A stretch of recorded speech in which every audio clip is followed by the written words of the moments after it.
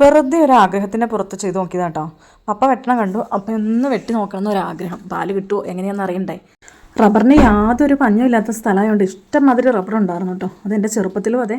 അന്ന് പപ്പയോട് ചോദിക്കാണ്ട് പതിയെ പപ്പ കാണാതെ എടുത്ത് വെട്ടി നോക്കുമായിരുന്നു. ഒരെണ്ണമൊക്കെ ആട്ടോ വെട്ടുകയുള്ളൂ. ഇന്ന് ഞാൻ പപ്പയോട് ചോദിച്ചിട്ടാണ് വെട്ടുന്നത്. മരത്തിക്കൊള്ളൂ എന്നുള്ള സത്യം എനിക്കും അറിയാം, പപ്പയ്ക്കും അറിയാം. പക്ഷെ മോള് വന്ന് അങ്ങനെയൊന്ന് ചോദിക്കുമ്പോൾ എങ്ങനെയാ ഇല്ലയെന്ന് പറയണേ. അതുകൊണ്ട് പപ്പ അങ്ങ് സമ്മതിച്ചാ കേട്ടോ. ഞാൻ ഓരോ മരം വെട്ടുമ്പോഴും പപ്പ പരതി നടക്കുന്നുണ്ട്. എന്നാലും പപ്പ തരാൻ പറയണില്ല കേട്ടോ. എൻ്റെ ആഗ്രഹങ്ങൾ നടക്കട്ടെ എന്നാണെന്ന് തോന്നുന്നു കരുതണേ. പക്ഷെ ഒരു സത്യം എന്ന് പറയണേ, ആദ്യം വെട്ടിയപ്പോൾ നന്നായിട്ട് ബുദ്ധിമുട്ടിട്ടോ. പക്ഷെ പിന്നത്തേന് അത്ര ബുദ്ധിമുട്ട് നമുക്ക് വന്നില്ല.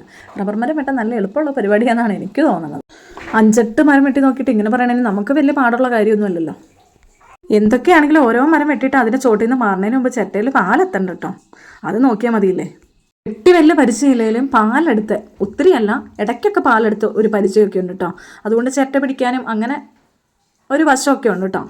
ഞാൻ വെട്ടി മരത്തിന് അത്യാവശ്യം മോശമില്ലാതെ തന്നെ പാലുണ്ട് കേട്ടോ. ഏകദേശം 3/4 ചിരട്ടയൊക്കെ മിക്കതിനും ഉണ്ട്. അപ്പോൾ എനിക്ക് സന്തോഷമായി, എൻ്റെ ആഗ്രഹവും നടന്നു. ചിരട്ട കമത്തി വയ്ക്കാൻ മാത്രം മറന്നുപോയി കേട്ടോ. അതിപ്പോൾ വീഡിയോ കണ്ടപ്പോഴാണ് ഓർക്കണം.